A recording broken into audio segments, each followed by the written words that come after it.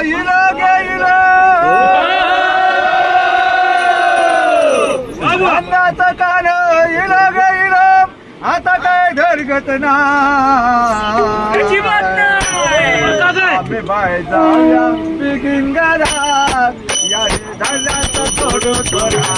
आम्ही बाय जाऊया बिगिंगाला या धरल्याचं सोडू थोडा आम्ही बाय जाऊया बिगिंगाला या धरल्याचं